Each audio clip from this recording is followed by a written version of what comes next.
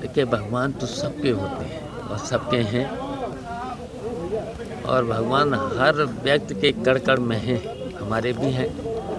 और अब क्या, अब तो मंदिर बन गया, प्राण प्रतिष्ठा हो गई, अब सब लोग दर्शन करें। मैंने तो पहले भी कहा था, अगर निमंत्रण मिलेगा तो जाएंगे, नहीं मिलेगा तब जाएंगे, तो अब जाना है। सुखपाल जी, बिहार की राजनीति इसमें गरमाई हुई है, जो नीतीश जी हैं वो एनडीए के साथ जाने को हैं। देखिए, ऐसा तो अभी कुछ नहीं। नीतीश जी से हमारा यही अनुरोध है कि इंडिया गठबंधन को मजबूत करें, और जब इंडिया गठबंधन को मजबूत जो उन्होंने शुरुआत की थी, तो वहीं पर रह कर के मजबूत करें। यूपी में भी गठबंधन कांग्रेस के साथ होना है, उसको लेकर क्या रणनीति आप लोग बना रहे हैं? बहुत जल्दी हो जाएगा, चिंता मत करो। सीटों को किस तरीके से बांटेंगे सर? अब ये तो हमारे दोनों राष्ट्रीय नेता तो फैसला कर लेंगे इस पर जी, और जल्दी हो जाएगा। बंगाल में ममता जी ने भी कह दिया है कि अकेले चुनाव लड़ेंगे, पंजाब में आपने बोल दिया है। हमारी तो यही अपील है सब लोगों से, भारतीय जनता पार्टी को हटाने के लिए इंडिया गठबंधन से ही सब लोग चुनाव लड़ेंगे। राम सबके हैं, तो आप लोग दर्शन करने के लिए क्यों नहीं गए? अब जब कहानी ख़त्म हो चुकी है ना, हाँ, अब देखिए, प्राण प्रतिष्ठा भी हो गई, सब कुछ हो गया है, तो देखिए ये सीधा सीधा कोर्ट का आदेश था, उसी से तो मंदिर बना। भाजपा तो भगवान तो सबके हैं। भाजपा तो जो है पहले तो वहाँ रोक लगी थी, निमंत्रण अगर मिलता तो जाते, और निमंत्रण नहीं मिला तो मैंने पहले ही बोल दिया था, निमंत्रण मिलेगा तो जाएंगे, नहीं मिलेगा तब भी जाएंगे। भाजपा सपा को राम भक्तों की हत्यारी पार्टी कहती है, इस पर क्या कहेंगे? अब ये बात बहुत पुरानी हो गई है, बहुत पुरानी हो गई है, लेकिन आज भी आपको सब पता है, सबको पता है। उस समय कोर्ट का स्टे था, यथास्थिति बनाए रखने था, तो ये तो प्रशासनिक अधिकारियों की जिम्मेदारी थी, कोर्ट के आदेश का पालन कराएं। अब तो आपने सब कुछ पढ़ लिया, तब भी बार बार वही क्वेश्चन। अब तो ये खत्म हो चुका है, सब कुछ खत्म हो चुका है। सुखपाल जी, अब ज्ञानवापी सर्वस्व हुआ है, क्या लगता है इस पे चुनाव पे असर पड़ेगा? तो देखिए, जो कोर्ट का आदेश होगा ना, कोर्ट का आदेश आ जाए, कोर्ट के आदेश का सब लोग पालन करेंगे।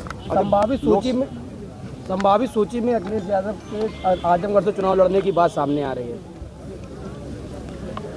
अब देखिए, वो तो राष्ट्रीय नेतृत्व तय करेगा। वैसे तो वो घोषणा तो यहीं से कर चुके हैं, कन्नौज से लड़ने की घोषणा कर चुके हैं, तो उस पर क्या सवाल है? लोकसभा चुनाव में भाजपा को रोकने के लिए क्या रणनीति होगी? देखिए, भारतीय जनता पार्टी हर स्तर से बेईमानी करना चाहती है, और करी है चुनावों में, सब में बेईमानी, और जहाँ जहाँ बेईमानी हुई नहीं हुई है वहाँ जीती। अभी मैनपुरी का चुनाव हुआ था, नहीं बेईमानी कर पाई।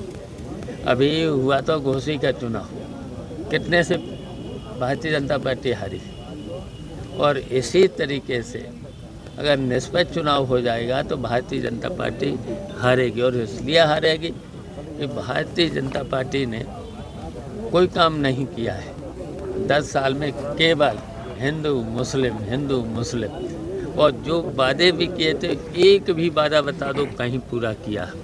बताओ, कन्नौज में कोई काम हुआ है इस सरकार में?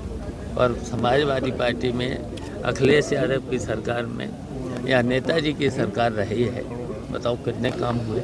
अगर उनका टिप्पणी की अखिलेश के ऊपर क्या, अगर सूची गिनाना शुरू करें तो 2-3 घंटे लग जाएंगे काम का, और भारतीय जनता पार्टी का एक काम बता दो, यहाँ पूरे एरिया में बता दो। सर, वोटर लिस्ट में गड़बड़ी की बात आप लोग देखिए, की ये ओर से वोटर लिस्ट में ये एसडीएम को दिए गए थे, और इसमें से कोई आदमी रहता नहीं है, सब हैं बाहर के वोट हैं, मृतक भी हैं, बाहर के लोग भी हैं, तो नहीं कटे हैं 250 वोट। ये वो लोग हैं जो बाहर रहते हैं, वो कटे नहीं हैं। हाँ, बाहर यहाँ कहीं है ही नहीं, वोट बना दिए, मरे हुए उनके वोट बना दिए। बना दिए। ये नहीं, ये पूरी सूची है ये सुखपाल जी, है। विधानसभा में आप लोग की अधिकारी बहुत- भी उन्हीं के सारे पर काम कर रहे हैं, लेकिन हम लोग इसका विरोध करेंगे। पहले तो यहाँ जो भी सक्षम अधिकारी है, सक्षम अधिकारी तो चुनाव का काम एडीएम देखता, डीएम देखता है, इनसे करेंगे, नहीं तो हम लोग आयोग में जाएंगे। सुखपाल जी, विधानसभा चुनाव में आप लोग को बहुत अच्छी जीत मिली थी, बहुत अच्छा रिजल्ट भी रहा था, तो ऐसे में अकेले चुनाव लड़ना, अगर लोकसभा चुनाव भी अकेले लड़ सकते थे, गठबंधन जरूरी है क्या? नहीं, जरूरी है भारतीय जनता पार्टी को इस समय जरूरी है भारतीय जनता पार्टी को हराने के लिए एक होकर के भारतीय जनता पार्टी को हराना जरूरी हो गया है। मायावती जी देखिए, ये संविधान को मानते नहीं, कानून को मानते नहीं, अदालत को मानते नहीं, अब तो सब पे कब्जा है। ईडी और सीबीआई का प्रयोग करते हैं, हर चीज़ में सबको धमकाने का काम करते हैं। दिल्ली के मुख्यमंत्री केजरीवाल ने एक ट्वीट किया है, कहा कि दिल्ली की सरकार को बीजेपी गिराने की कोशिश कर रही है, जो उनके विधायक है उनको धमकाया जा रहा है। नहीं, वो तो हर जगह भारतीय जनता पार्टी ने ईडी, सीबीआई और हर तरीके से विपक्ष के लोगों को तोड़ने का काम भारतीय जनता पार्टी करती है।